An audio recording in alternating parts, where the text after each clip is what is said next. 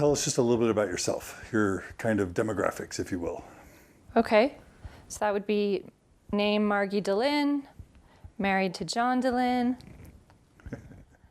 have 4 children, whom I love. What else do you want to know? What else would be helpful? Talk a little bit about your family's introduction to the church. Tell it like a story. Okay. So I grew up in Potomac, Maryland, and my parents joined the church when I was young. I heard that I was the impetus of that somehow I was at a church service with a family friend and came home from that church service and said to my parents that we needed to find a church. And so the Washington, D.C. temple was going up at that time, and my grandmother, who was kind of, a little bit plugged in to the D.C. area, got tickets. My parents went and filled out the little form in the temple that said, would you like to know more, when they watched a video, and 2 missionaries appeared at their door. So they joined the church in the Potomac Ward. They investigated for over a year, each of them. It was a very collaborative effort between the missionaries and the ward members, a really special situation. And that is the nest in which my brother and I were baptized. How do you think it affected just your family overall, the church's influence in your family? I actually remember that. I actually remember feeling a difference in my mom and dad, the focus, the community, the stability. I really can recall that. And I also remember the temple sealing. We were sealed shortly thereafter, after the birth of my sister, Catherine. And I remember playing in the playroom there, but even more, I remember when they gathered us around and put my sister, in the middle. And I remember feeling like, wow, this is family. Do you remember any changes, or does your mom, or did your dad or does your mom talk about changes that came over anyone after joining the church? So with regard to themselves or with regard to us? Well, I think we started with all those rituals, Sunday church. We actually had, I remember having baptisms in our backyard pool. So we had a lot of those ward kind of parties at our house. And I just remember, I have letters of myself prior to joining the church where I clearly was precocious. And I remember swearing and saying, Jesus Christ. And I'm like 6 or 7. I have letters. And so the culture of our family, I feel like definitely changed. It grounded us. It focused us on family. Do you remember anyone talking about the ways your dad's personality changed kind of before and after the church at all? Or his behavior? Yeah, so we were just kind of talking about this a few weeks ago, that prior to the church, my dad was extremely work identified, and he was always passionate about his job. He was a psychiatrist. He had an office, a separate entrance and office in our home in Maryland. So he worked really long hours. But it made him turn to our family more, participate more. I feel like just look to contribute. And it's really when I remember him starting to play with us. Talk about your memories of him playing with you really quickly. So I remember him coming up from work. We would go out to the pool. One of my favorite memories is he would take us out to swim at night when we could see the stars. So we would swim and he would turn off the pool light and we would lie on our backs and look at the stars. He was just a very in-the-moment father. He played the piano a lot, loved to see us dance as he played Scott Joplin, or he read us poetry and literature, took us for walks. I remember him always putting on a coat and putting on my coat when he would get home from work to give my mom a break and take us for a little walk around the circle before dinner. And he would put on chapstick on my lips, and he would take my hand, and we would go for a walk. And how much of that, and I know it's impossible to do this for sure, how much of that do you attribute to just his upbringing, his native personality versus the influence of the church? Well, I think that's hard to say. I think if you look at his family culturally, I feel like he is different from, let's say, his other siblings or the siblings that had families, in that he was very, he just participated a lot in our family. So I feel like I've heard my mom talk about, he was a Yale medical school graduate, went to Haverford, that the church kind of gave him a humility that prior to some life experiences and things he hadn't had before. And I don't know how much that is just being kind of young and, full of life and passion, and how much that, had to do with the church. But I definitely feel like it grounded him and it focused him and it gave him a path for sure. How about your mom? And I feel like for my mom, my mom's really social. How was she raised? Oh, how was she raised? She was raised in Catholic schools, so she had a lot of experience with nuns growing up. She grew up, in a home that I would say was challenging. She had a loving mom, but I think they were poor. Her father fought in Battle of the Bulge in World War II. And so there was a lot of struggle, I think, in their family. My mom was valedictorian in her school, earned a place in a nursing school, and went to nursing school and became a nurse. And that's when she met my dad. So, why do you sense she didn't stay Catholic?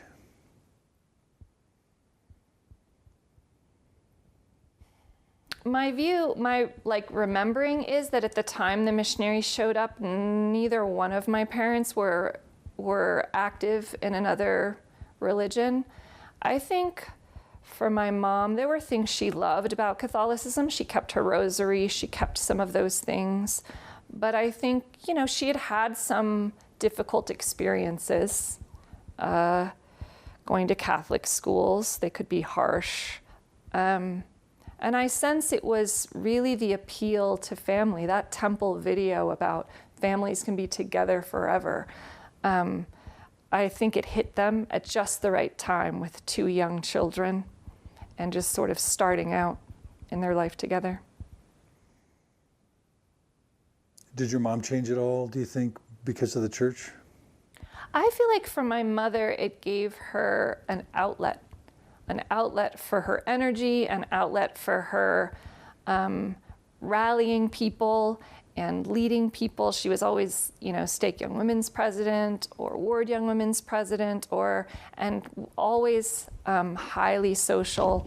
And in those early years, I think even lonely with young children. And so it gave her a community, and it gave her an outlet that was important. Why do you want to be involved? Why did you want to be involved in the Mormon Transitions project? What good do you think? Why do you think it's needed, and what good do you think it could do? I think it's exciting. It's something that you and I have talked about for a long time, just having different ideas. I think it's where we are and where we live. A lot of the clients that we coach or people we see, or some of the, I think, challenges that arise come out of transitioning away from religion, and all that means, because it affects so many different facets of life.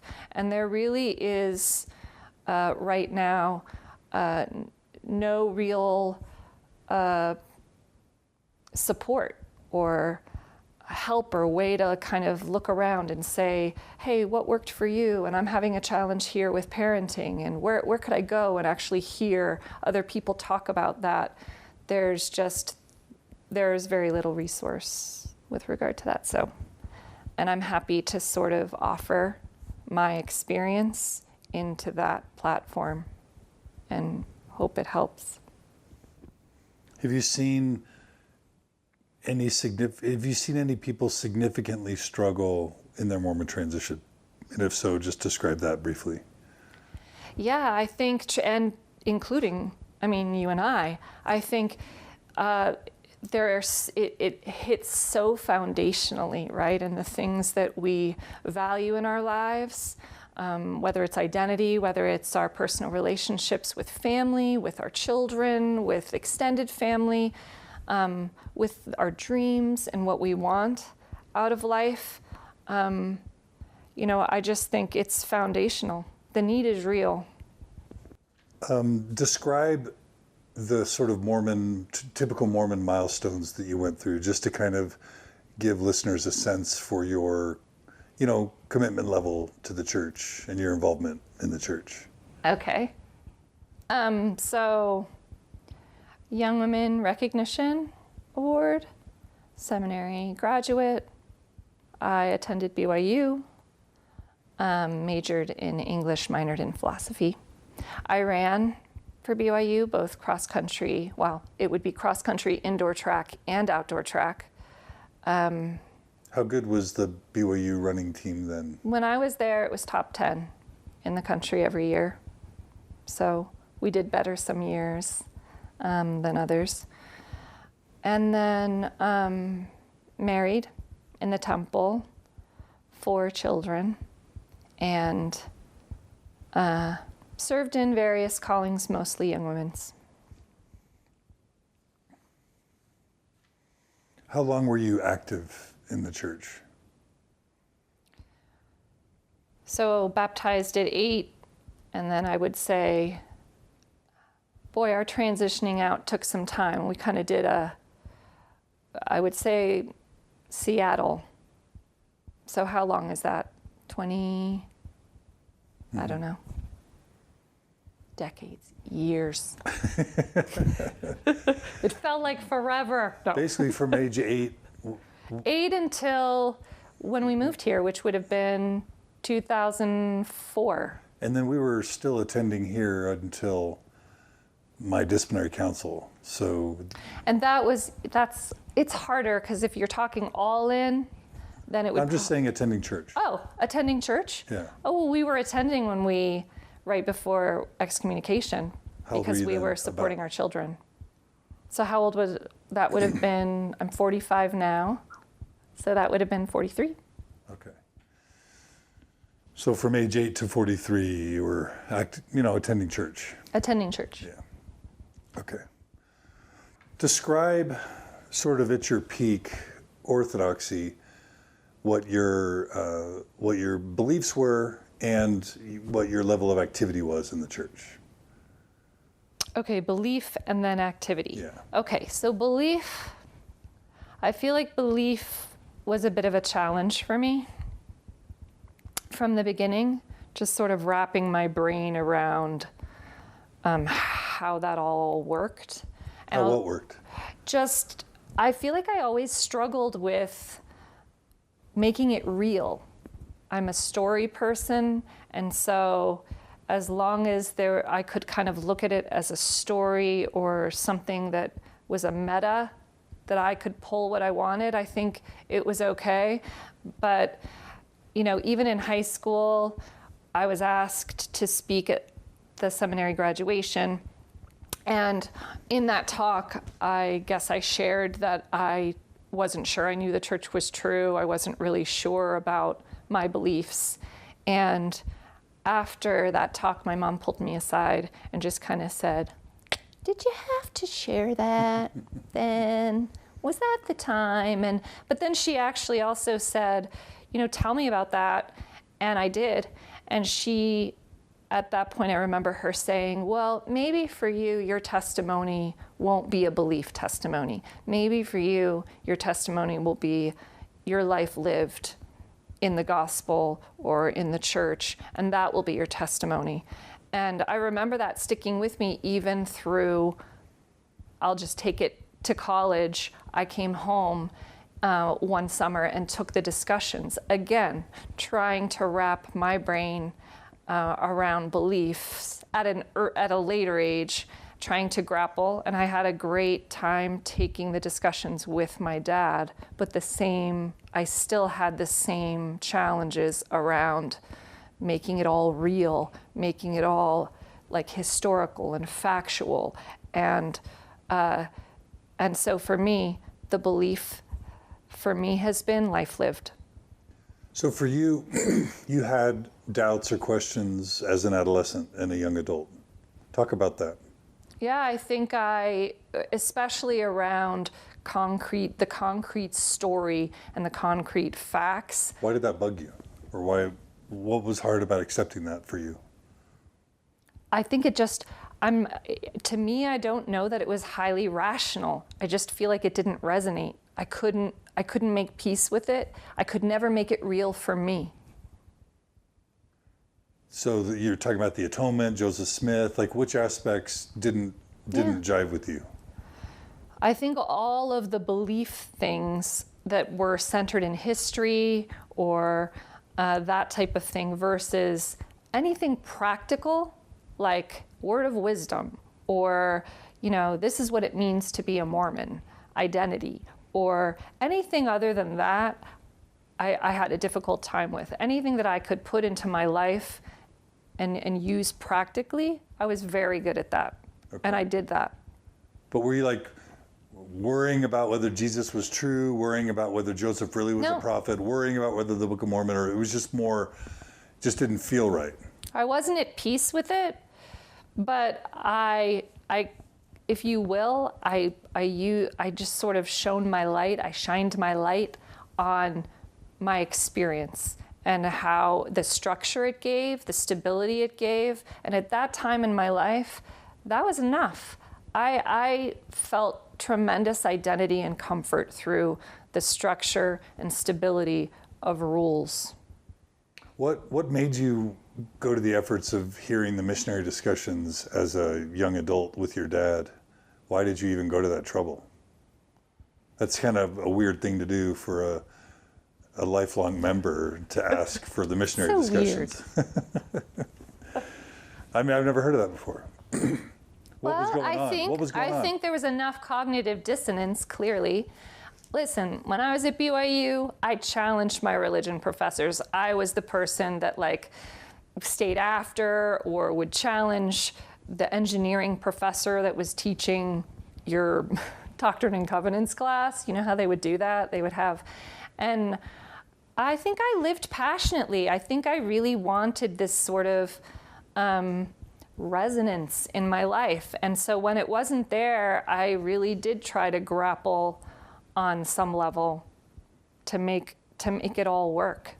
I think it was my attempt again to make it all work. Like maybe now it'll be different. Maybe this time. And in truth, taking those discussions with my dad reinforced story, because my dad actually was very story oriented and very meta as well. And so it sort of reinforced that maybe I'm just a life lived gal. Maybe that's what my testimony will look like.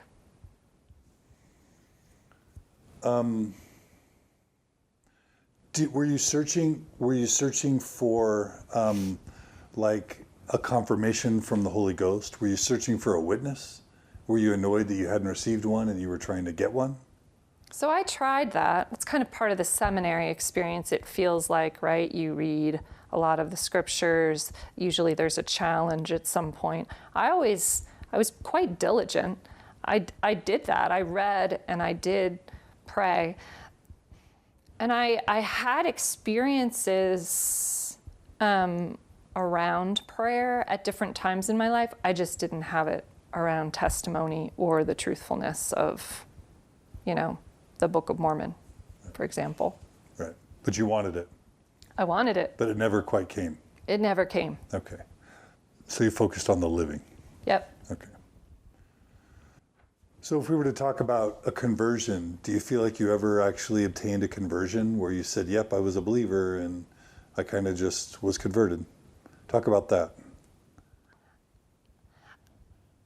So I don't know really how to answer that. I mean, I think everyone's conversion is different and it's real to them. It felt real to me. It may not look like yours, but it meant a lot to me. And for the time in my life, for that time, that testimony was enough. It was enough to guide my life. It was enough to have me sacrifice things that I wanted in my life for it. So what would your testimony have been based on? If you would have borne your testimony, what would it have been based on? What would you have said? I know. At BYU, when they asked me to give talks, or I didn't bear my testimony, and that's the thing about track and field. I was always out of town, so I didn't attend. I didn't have those same things, those same structures, because we were out of town so much traveling. So I bore my testimony rarely. That was true all through my life. And if I did, I bore my testimony on things that resonated with me. So it would be like family or forgiveness. It's like values, right, that I could find. I, in talks, would read poetry instead of scriptures. I'm sure I was annoying, but or beautiful. That's what it was for me. Song lyrics, whatever, pointing at truth, pointing at values. But you would have said you had a testimony. No, I don't. Well, I don't. Or a conversion, something. Yes, I definitely felt a conversion, and I definitely felt that I was part of the church in my own way. I felt fully part of it versus outside. I just had my own version. So think about your participation in the church. What were the things that you valued most? Well, I think for me, I can't tease out family from my involvement with the church, because it literally brought me 4 siblings. So it was my brother and I, and then a 6-year gap, and my parents joined the church at the latter part of that, and then 4 more siblings born 2 years apart. So it went from 0 population people to 6 children. So for me, it meant family. It meant this culture of family that was warm, and I would say we always lived on the East Coast. So I felt like the foundation of our family was actually like psychology versus this, very strict, scripturally based behavior at home. But our family culture was quite beautiful, I think, as a result. And those rituals that the church brought were beautiful in our home. The way my mom cooked meals or, kind of did the things around the big events, baptism, or was really, really special. And then I think in those early years, the identity piece was something that I really loved. I mean, I remember as a child after we joined the church, my brother and I would like stomp around the house singing this soundtrack, and I don't even know who it is now, but it was like, I'm a Mormon, yes I am, and it gave us identity in a really beautiful way. What about with your family, your husband and kids? What did it give you? What did you value about it for that part of your life? So for that part of my life, I think at that point I was still really valuing the stability and structure that it brought me in those probably in the early mothering years, I would say. I think I really valued hard work in my life, and boy, I feel like that's inherent to sort of the culture. So I really valued that. I valued opportunities to serve in Young Women's. I liked the idea of going back to a time of life that was kind of challenging and difficult for me, and being someone for young women that I would have really appreciated. Just speaking empowering messages to them and worthiness messages to them. I think it offered me some good stimulation and ways to give back in those sort of young, isolating, mothering years. So I have this theory that the way that we're made as humans, or the way that we've evolved, leaves several holes in our kind of lives that religion seeks to fill, and often fills in a very successful way. So you've talked a little bit about some of these, but just talk about the different holes that religion filled for you, and I'll list them and then you talk about each one, okay? Mm-hmm. So with identity, did religion fill an identity hole for you? If so, talk about that. Yeah, for sure. I think it provided this formula, honestly, with regard to my identity. As a female in the church, oh, look, this is your role. This is what you will do. And there was a time when I really liked that. I really appreciated it. And so I think that was important. How about morality? So yeah. whatever that means to you, to what extent did the church shape your morality? Talk about specific examples. So I lived the morality piece to a T. I think, in all honesty, it put a good deal of fear in me, though, so I might have been avoidant in that realm.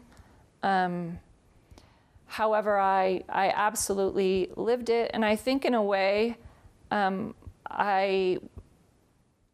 it gave me an identity of specialness, and I attributed that to sort of these extra rules I followed kind of in my life. And I do think it was probably a simplifier overall, but it was a mixed bag. I think it also was a complicator when it came to relationships because I was incredibly fearful. What were the rules you followed, the morality rules you followed that were important? Just so like dating when you're 16, I remember a boy came and asked me to play tennis, and it was like a week before my 16th birthday, and my dad was like, nope, see ya, bye, nope.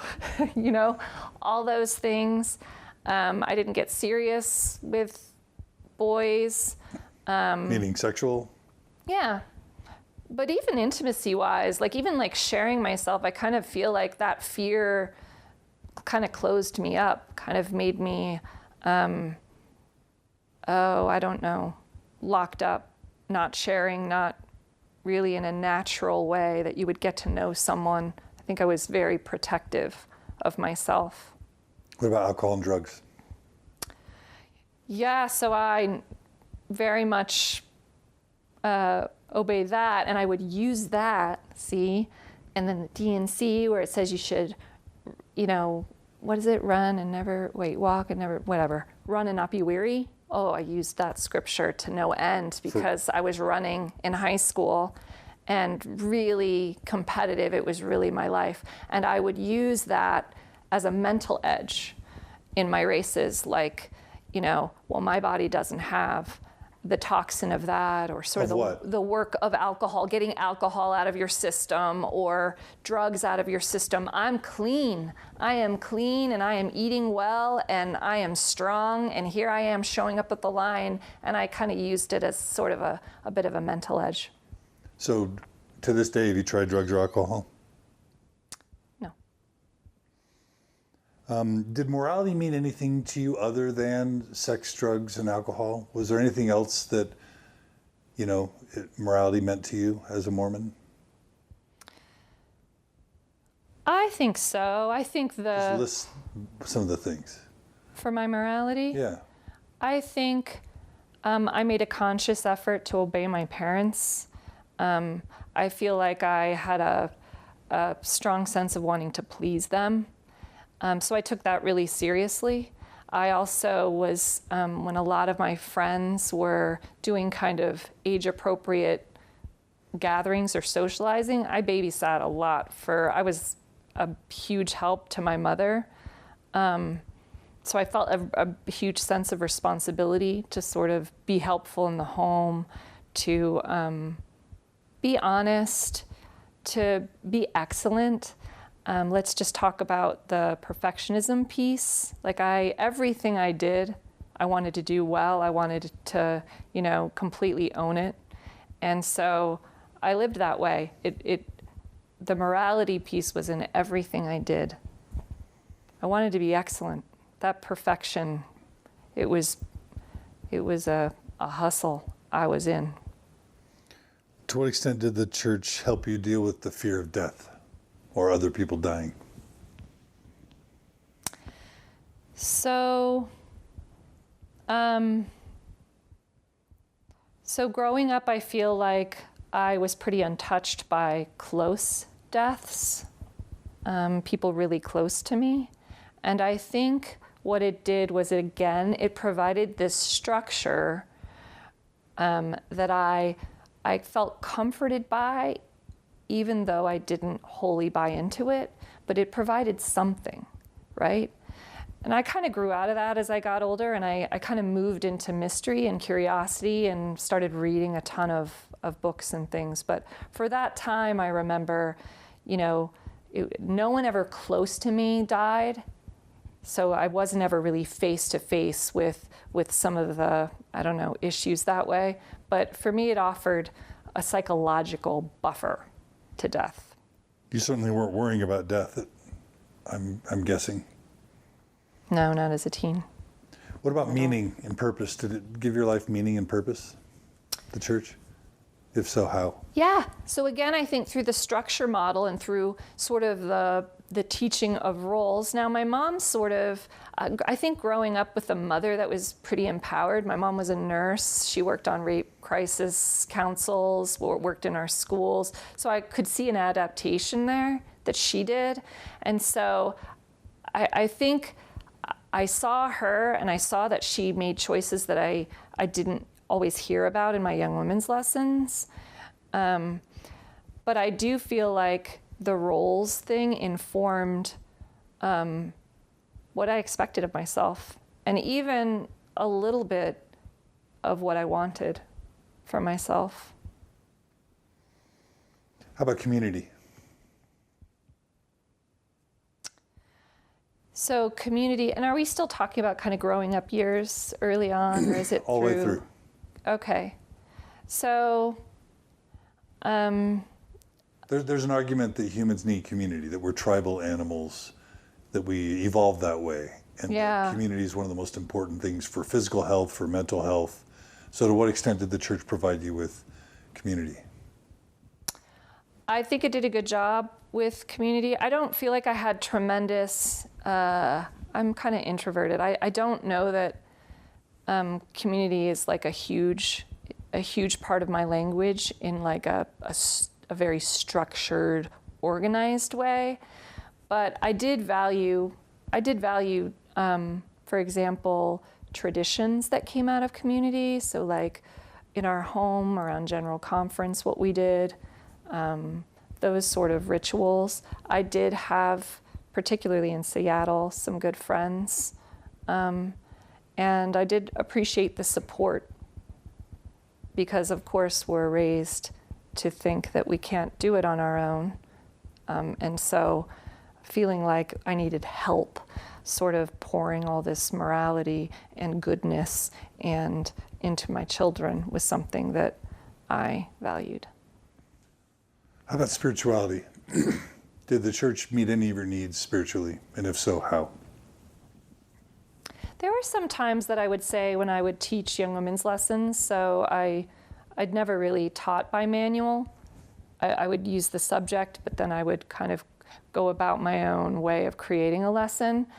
I do feel like in some of those lessons, they were good for me too. They were good for me to kind of piece my brain around what I really felt in a way that I could convey an empowering, honest, pragmatic perspective to young women. But I have always been someone that pulls. I read a lot. I really value that in my life. And so I have always supplemented. So when people think about spirituality, they think about praying to Heavenly Father, having a relationship with Heavenly Father, about reading the scriptures, about getting inspired, going to church and hearing the music and feeling uplifted. Was any of that part of your experience? What was your spiritual life like as a Mormon? So these are like personal behaviors, right? So I didn't really, I don't feel like... feelings. And feelings. I didn't read scriptures regularly. I didn't find a lot of meaning for me personally. So I just gravitated where there was meaning. I feel like prayer, I did some prayer kind of off and on. We definitely did family blessings on food, or, you know, the Father's blessings. The temple was always an issue for me, so that wouldn't be one. And I feel like it was sort of a mixed bag. Some of those personal things, I think for me it was more a way to serve, a way to give. And I think a lot of the spirituality things, I sort of, I found my own way. How? What were your ways of feeling spirituality? I've always run in nature, so like moving my body outside. That's something I've always done. And I always feel uplifted. I feel like I'm alive. I'm celebrating the fact that I'm this breathing, sentient being in the middle of all this aliveness. I really have always loved that. I've loved taking walks. I've loved music. Music has been a huge part of that. I feel like... Hymns are not church music. I enjoyed singing hymns, but it wasn't like... I found things that touched me more on my own, things that reached me, more deeply on my own, and I felt just fine about supplementing those, and would bring them into my lessons, actually, when I felt like I found better things. 13th article of faith, baby. What do you mean by that? Movies, there's truth everywhere. There's goodness everywhere. Oprah. I mean, in Seattle, I think I even would watch Oprah from time to time and find great ideas there. Books. Literature. Some people talk about having a relationship with their loving Heavenly Father where they know that they're loved and they talk to Him and share their thoughts and feelings, and maybe even He talks back. Any of that for you? What was your relationship like with your Heavenly Father, with Jesus? So, I felt like I prayed for comfort, and that worked for me. I think the act of prayer, oftentimes vocalizing, getting it out, putting it into words, I always felt uncomfortable, like the asking sort of thing. And honestly, I am sure in the beginning I did pray more. I think it was an evolution throughout time. That's just not something that I regularly looked to do. I would pray sometimes to align the universe. I think I always realized that what I would ask for or what I needed in the large scheme of things probably didn't matter. I didn't ever get the lost keys stories. It never worked for me, first of all, but also I had this sense of conscience of oh, seriously, if you're going to take your time, go feed people who are starving right now, and just, let me try and figure out where my daughter is in the soccer field, So I think that was always sort of a barrier. I would use prayer, though, as sort of something that, like a meditative thing, clarify my feelings and my thoughts and kind of put it out there and let's see what comes of it.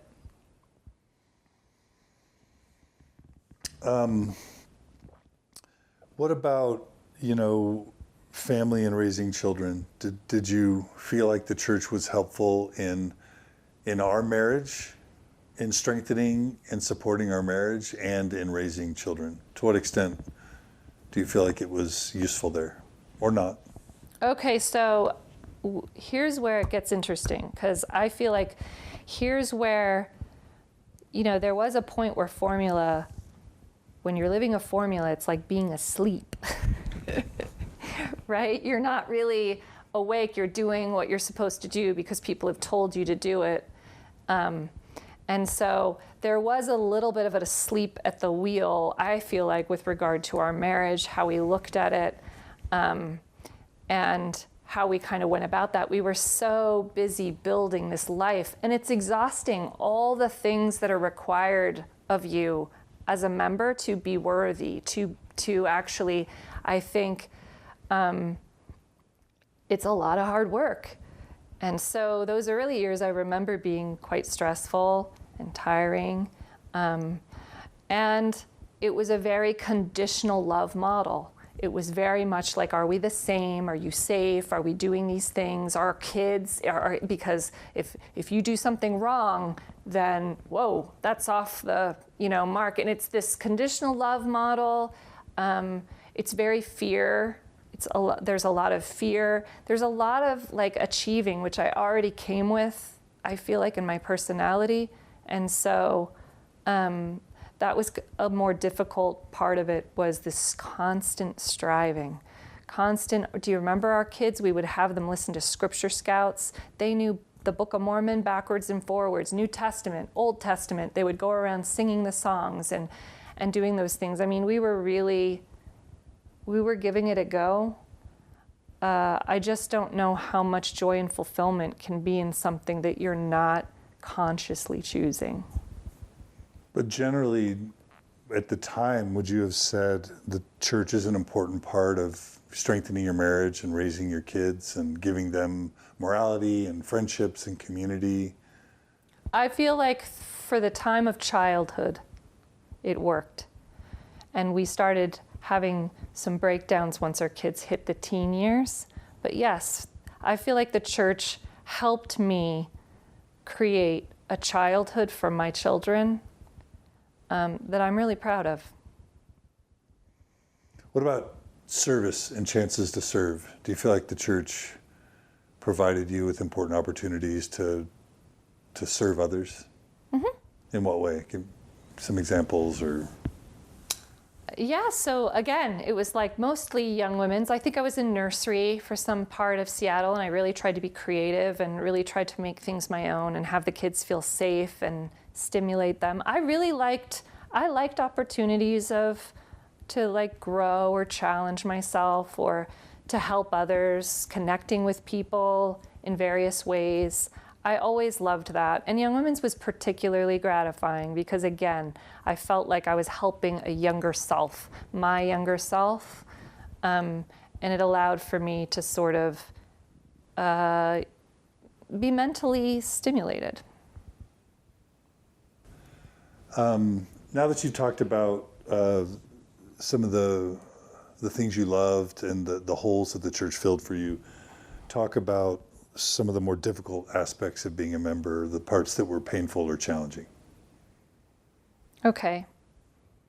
One of the particularly challenging parts of being affiliated, strongly affiliated and connected, was just this disconnect from myself. I feel like oftentimes when you're in a religious structure and you're taught to obey, the input is always external, right? You're listening to leaders, you're listening to you're listening to everyone else except you. And so I sort of feel like I went through a large part of my life not being able to recognize my own voice, my own needs, even who I was. So we talk about identity, and I use that loosely because I feel like my identity was stunted. I never sort of dreamed freely, how to dream free from this structure or imposed formula. And so that disconnection to self, I think it's costly. It tends to catch up with you sooner or later. And it definitely did for me. The second thing that was difficult for me was this perfectionism hustle that I think comes out of organized religion, again, because the idea of religion kind of comes from this depravity, right? That we aren't okay on our own, that we need a savior, we need a prophet. You can't think through things on your own. You couldn't possibly do this on your own. And so from that, there's this unworthiness. And so, not to mention this cultural pressure to keep all these tops going in order for you to get blessings or to be considered worthy. And so I think I came with a lot of that on my own. And so I feel like that sort of cultural emphasis as well and religious emphasis was a bit of a perfect storm for me. And I think reinforced aspects of myself that weren't healthy. Like what? Like the constant striving, like that I had to work for love, that I had to work for value, that I wasn't worthy on my own or capable on my own, that I couldn't be trusted. Those things were particularly difficult. How'd that play out for you internally and in your life? How did that show up in unhealthy ways? Well, I definitely growing up, I struggled with an eating disorder, so that sort of out of control. I now, in fairness, there are a lot of things that went into that eating disorder, but for me, it's centered on unworthiness. For me, that's where it began. It wasn't about eating or trying to be skinny. And so control was a way for me to sort of control around food is a way to deny your worthiness. You're not even willing to take in life-sustaining things. So it was this manifestation of how I felt about myself. So there was that. But also I feel like, I honestly feel like there are certain points in my life where I abandoned myself. Can you think of a time or a couple times? I think one particular time was when we were engaged and about to be married, and I loved school. I've always loved learning, and I had a semester to go. And when we got married, I remember you feeling really a lot of pressure to move into the role of sort of providing. We have to earn a living. It just got really real really quickly. And so I left BYU having not earned a degree. And for someone who wanted to get a master's and had sort of dreams that way, everyone that knew me was like, what? What did you want to do? You get a master's and do what? In English Lit. I mean, my tentative dream was to teach adjunct and write. I wanted to be a writer. What kept you from doing that? Yeah, I think it was my buy-in. This is where I betrayed myself. I think it was my buy-in to a structure. I realized, hey, this guy is pretty great, which you were. He's pretty awesome. I haven't met someone quite like him before. And at that time, you feeling really strongly that we needed to go. And so it left me in a place. Go where? What was I wanting to do? We had gotten a job in DC at SRA Corporation. And so what was I driving towards? Towards stability and being a good provider and sort of building, we were living the formula. What was next? What was next was a family, trying to provide for a family, which would mean babies. Babies are us. Babies are us. But so I ended up leaving, and that was I feel like internally I betrayed myself there, and I felt it. And I graduated from college when Maya was born. And how did that, looking back, how was that not such a good thing for you to follow that plan? You've said it, but just summarize it. Well, I think a good plan takes into account the passions and the, of both people. And so I feel like there was a great way that if I could have heard my own voice, if I could have been aware of it and spoken it, and all those things didn't exist at that time, I could have said to you, hey, love, I love the idea of you getting a job, and you have to know in marrying me, I'm finishing school right here, right now. I got a semester to go, and then from there, let's look at what we want to do together beyond that, I just think I could have tried that. And I could have honored myself and still been part of a couple and still lived the formula. You don't regret having kids, right? No. Okay. No. You just absolutely not. You just would have done it differently. So this is a tricky thing, doing it differently, because I'm very at peace with my life now. I'm very at peace with my children and how it all worked. And you go back and you start changing things, and it's like about time. You can't change from the beginning without changing the end. And I really have an appreciation for my journey now. So, but if you're going to ask what I'm telling my daughters and my son, what I'm telling them is, this is your time. No need to rush it. Like, discover who you are, take classes, get that first job, maybe have your own place, an apartment, and have relationships amidst that you want. But this time is your time. It may not come again, in this way, in this unbridled, free way. So really, really love it and feel good about using it and living it to its fullest. Anything else that was hard about your participation in the church?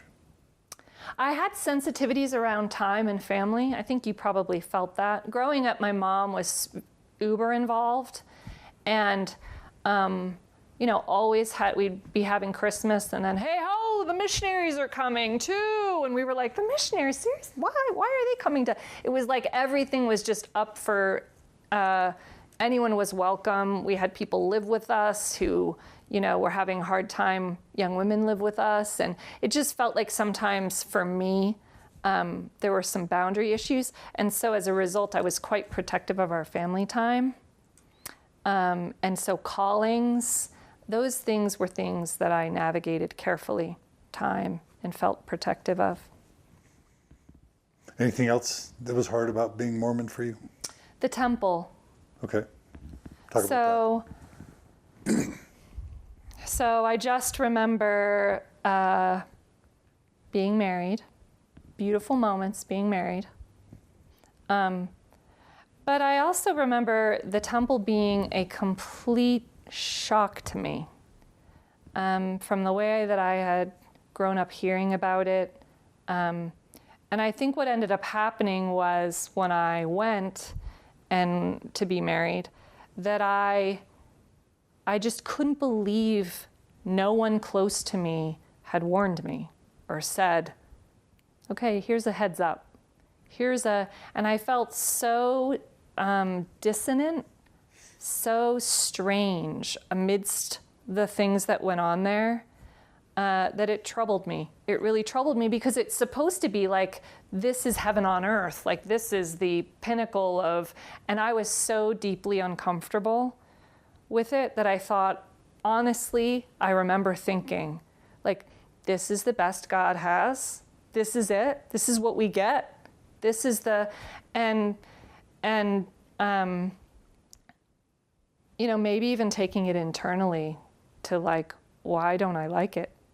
Why does it feel so wrong and so strange to me? And that was always an issue for me, and I rarely went. And do you feel like you had some residual guilt or shame that you didn't enjoy it? Well, not now. Then I did tend to feel like when it was talked about and when people would laud it as, this special, it was again a disconnect from the community at large and from, doctrine. And that went to garments too. I was deeply uncomfortable wearing garments. Why? What's wrong with garments? Well, I loved the idea. There are things I loved about it. Like, I love symbolism. I'm all about symbolism. It can work for me. But I'm not about, I never felt comfortable with the protective, it's going to protect. I'm just not made that way, I guess. So I never really, I loved the idea of a reminder of commitment, but I'm like, could my ring count? Like, could my heart count? I've got that going on. And so for me, it felt shame. And it really did play into like going to bed, always trying to like wear it. It felt like I was literally trying to cover up parts of myself. And I do feel like it kind of affected me sexually, how I viewed myself sexually, that covering. That's something that I've realized through taking the garments off. How did it affect you sexually? Well, I think there was just a psychological shame component to always feeling like, but cover it up, but, whatever you do, be covered, And so I always would wear running clothes longer. I'd be like, yeah, well, I ran 4 hours ago, so that I could wear normal things. And then I think I'm also just a comfort person, and so wearing things under things under things, I'm just like, really? Like, it just doesn't feel good. How about we not? But you wore them. I wore them, but I'd get that kind that on the ends that you could push up, because I wasn't gonna wear the ultra long shorts, because who does that? And trying to find shorts that are long enough that when you sit, because they go up, that they don't show. And I hated the idea of them showing. So I'd get that kind, and you could just push them up high, and then I could wear normal shorts and skirts. How about just in terms of their comfort? Well, they're not comfortable. They have seams in very not seamable places. They should take a design team to the garment idea. Anyway. Going back to the temple, you had made a funny comment about the handshakes and stuff. Do you want the ritual itself? Do you want to just talk about your reflections on the ritual? I kind of skipped over that because I wonder if people would be offended by the fact that I would talk about it that way. Emotionally, I did have that though, where there are hats and things that you're moving, and you're in this place that you think it's been built up years and years through young women's. And so you get there, and I just remember, you got to do the right handshake and say the right thing, and it's verbatim, and you got to memorize it, and and I just thought, really, God? This is God's idea? I'm not buying it. I'm not buying it that this is the best we've got. So you just thought the temple wasn't true, or you just thought? I kind of did. But did you ever say maybe the problem's you, or did you not go there? I think in some of my more vulnerable, feeling different moments, I probably did. I just stayed away. I stayed away, and in lessons, I, tried to focus on other things. Anything else about the difficulties of being a Mormon, the hardest parts for you, or do you think you covered them? I do view the conditional love paradigm really, really problematic, where it keeps us young. It keeps us, I would say the obedience. Young can be good. What do you mean? Keeps us young? You mean immature? Well, I want to talk. Do you mean stunted? So what would I say about that? So I just feel like religion offers a God that offers conditional love. It's like, follow my rules and you will be redeemed, and you can live with me, and you get my grace, and you get my, love. And I have an issue with that. And what I've learned is there's this great opportunity in transitioning about where you move to unconditional love. But don't talk about that. Talk about the hard part about conditional. So conditional love is controlling. Conditional love, I feel like, isn't growth promoting. It's strictly, this is what you have to do to be loved. Follow this, and this, right? And it keeps the love immature. It keeps it untried, and it tends to, I feel like, internally erode over time. Why? Because, like for you personally, thinking the idea of having to earn your love, how did that negatively play out in your life growing up? The structure of having to earn your love, how did that not work for you? I think I became addicted to achievement. I became addicted to overworking. I became addicted to always proving my worth, which of course then leads you to be more disconnected and dishonoring of yourself. And it's this spiral that leads you to sort of exhaustion. And how do you offer love to another human being when that's the love structure that you have for yourself? That we can do better as human beings. That structure works against how we're made, in my opinion. We're not made to stay stagnant. We change, we grow, we evolve as humans through experience, right? So we're not always going to be the same. We're not always going to be able to be mapped out in these particular things where you and I are on the same page and feel the same things and want to do, at the exact same time. It's built to fail, or at the very least to be unhealthy, in my opinion. When you talk about your eating disorder and your perfectionism, on the one hand, you said that the conditional love paradigm led you to be a high achiever. And some would say that's good. You're winning running championships, you're doing well in school, you're getting married, you're living a healthy, clean life. So for you, was there any dark side personally to the conditional love paradigm? Yes, it's that I felt unworthy of love. How did that play out in your life? I think it played out in the love I gave, in my connection with myself and how I connected with others.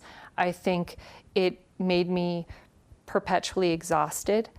It made me, intention-wise, it makes all the difference. I love achievement when it's my choice, when I feel passionate and driven on my own. But if I'm doing that because I'm trying to be loved, because I feel like this is then it's an addiction like any other addiction, where you're sacrificed. You are sacrificed at large for this end, right? And that's when we get into literal addictions, depression, anxiety, things that rob us of joy and fulfillment, in the present moment where everything happens. Did it affect negatively your relationship with your spouse or children, do you think? I think it affected the way I connected with them in an adverse way. Because anytime you're trying to control outcome, and control people, it's not love, and they feel that. And that's something I think people prize more than anything, is they want to be trusted. They want to be viewed as whole. They want to be viewed as lovable. And when you're not able to, you're giving an energy that is distrustful, fear-based, control-based, what you get is you get disconnection, and you get a whole lot of resistance. Did you ever experience any doubts as a believer? Or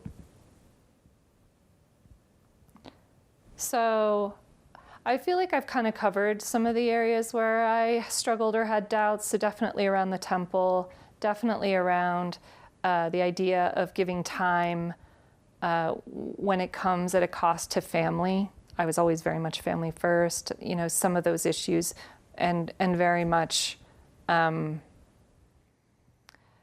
struggling with concrete belief, the concrete historicity, the Book of Mormon being factual, historical, all those things were blacks in the priesthood, all of those things were shelf items for me. Did polygamy ever bug you? Yeah, polygamy bothered me. How did it bother you? As a female, and as the idea was And kind of the way I'm made for partnership and companionship and intimacy. And I didn't understand how that would work logistically. It just went against reason for me. What about the one true church idea? So brilliant. Always had a hard time with that. Here's another issue I had that's so good, is that as converts, our extended family were all non-members. They all were, and living in the East, all of my good friends were not Mormon. And so I think what happens there is that anytime you have a lesson on, here's what it takes, and you do this, this, and this, and then you get to go to heaven. And by the way, here are the levels, Anytime you have a lesson like that, I had an older brother who was struggling at different parts. What you're thinking is, oh, those people I love won't be there. And why would that be?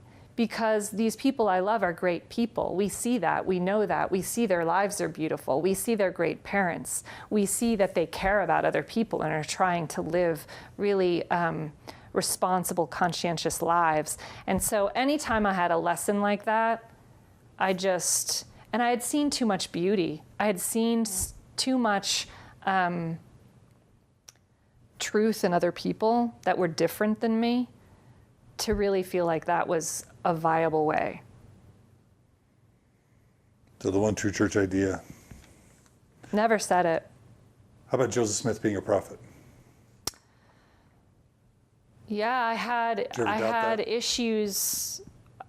I think the best I did was in Susan Black's class at BYU, where she was trying to piece it all together. And even in that construct, I knew, like, psychologically, his sort of behavior, I couldn't make it right.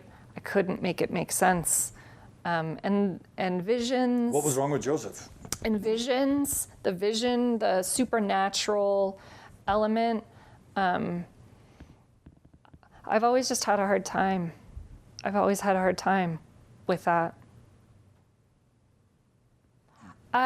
I grew up with a quiet father, a gentle father. His strength and his power was in his being.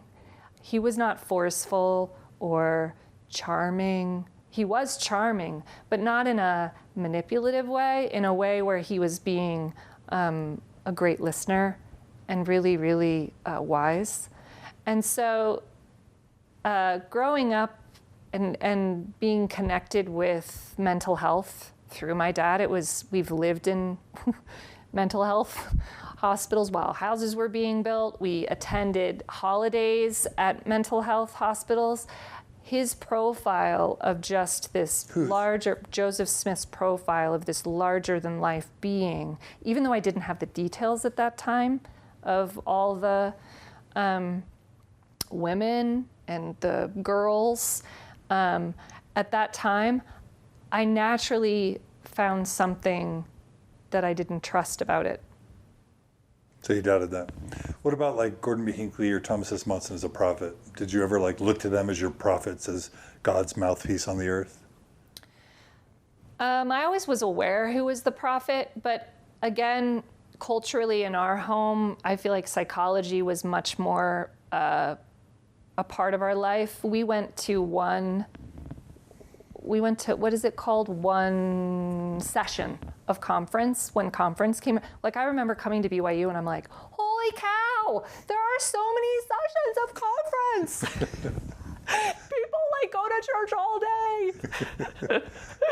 I just really didn't have any idea about that, because we would drive to the church, listen to a couple hours, call it good, head home.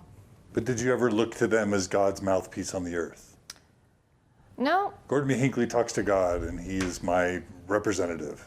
That's kind of an interesting part, because I feel like the height of that was when I married you, love. And we were raising our young kids, and General Conference would roll around, and you'd be like, every session. We will listen to every session. And I was like, cinnamon rolls? Coloring? Let's color. Play quietly? What kept you committed to the church in spite of your doubts? So definitely there's that idea again of unworthiness, right? Where how could I possibly create on my own what this institution provides, what this community provides? And clearly I need it, because I bought into the model that on my own, I didn't have it. Someone else would have to fill me up, you know? Someone else would have to give it to me. And so I think that learned helplessness model we were talking about, I think that was definitely part of it, a natural fear and a distrust that I could manage it on my own, that I had what it took. And then that, of course, bled into my children, because then it equally applied to how I parented, that I looked at my kids as, on the one hand, you have like, blessed are the children, but on the other hand, you have this idea of like, you have to teach them morality. You have to teach them how to be good. You have to, you know, protect them. And I just felt like, how could I possibly do that, all that on my own? How could I provide? So, and then I think that there was a heavy dose of, you know, a respect for my children's journeys in and for themselves, that I didn't feel comfortable on a level having my journey dictate theirs. That was something that made me feel uncomfortable. I, at 9 and 12, had the church. And so who was I to step into my child's life and say, not for you at 9 or 12. I felt very hesitant to reach in and control their journeys in a way like that. What about disappointing your parents? Was that a part of what kept you in? I think in my earlier years, when there's a bit of a juxtaposition where my older brother struggled for a time, and you know, there was a time when it was stressful, that's what I'll say, in our home, and I tried very hard to be the good child, the obedient child, the one that didn't cause stress. So maybe during that time that would have been true. But I wouldn't say that that's something that lingers in my psyche by the time I had children and moved away a bit. That's not something that stays in my mind. Really? Going to your mom and saying, I'm leaving the church, that's the reason why we have our final 4 children. I'm leaving the church. I know. It sounds so flippant. It sounds flippant, I know. All I can say is it wasn't in my psyche. And I do have this, I have a strange mix of really loving structure and stability, and also saying, when it's time, I'm done. I'm done, and, you know, not really overly caring about what people think. Did your marriage to me and the covenants in the temple and the family unity and disrupting our family play a role in you not leaving, or you know, putting those doubts on the shelf? For sure, that was one of the biggest things that I was going to talk more in the other section, but yes, absolutely. Go ahead. Okay. How did that keep you? So fear. It's that fear that you've always been told in church. And I had this tremendous. So are we moving into? Just talk about how your marriage to me and the kids kept you in the church even though you had doubts. Okay. So I had 3 fears. Okay. As I was staring doubts head on. I don't want to go into the point where you started the doubt. Okay. Just talk about, to what extent did being married to me and having kids and being in the church keep you in the church when you had doubts? Sure. Okay, so here is the thing. When you marry someone and and you marry someone with this sort of, it feels like there's this agreement of church participation and testimony, and it becomes intertwined with love for that person. It's that conditional love model. So yes, to think about leaving, it was like me thinking about, well, how much of us is actually in the church part? Like if we take that part out, like how much love will be left? Can we be committed without it? And that's where that individuation and that personal growth that comes from your own voice and your own development, where it has kept us young and immature, is that at that point, I didn't view myself as a fully formed adult. I really was enmeshed in this system, in this structure, right? Where my identity was not fully developed, and it was absolutely dependent on this larger entity, independent from me. Any other things that And my children, again, it's the empty cup thing. It's feeling like, what would I give them? What would I provide? The instability in our home. Then what do we do? Then where are we going? Then we're like reinventing the wheel. Is that how I had no models for that. I didn't know anyone really doing that. And so for me, and my sort of personality type, family and my marriage, it's everything to me. And so I was willing to sacrifice in order to keep it stable and secure. At any point, did you ever, before the real doubts and questions kicked in, did you ever see yourself leaving? Did you ever, before the big one happened, did you ever see yourself leaving the church? No, because I think my personality is such that I tend to be firmly rooted. Like I bloom where I'm planted until it gets really uncomfortable. Until I'm sort of pushed out and made really, really uncomfortable. So you never saw yourself leaving. If someone had asked you, could you see yourself ever leaving the church, what would you say? At that Back point? then, yeah. No.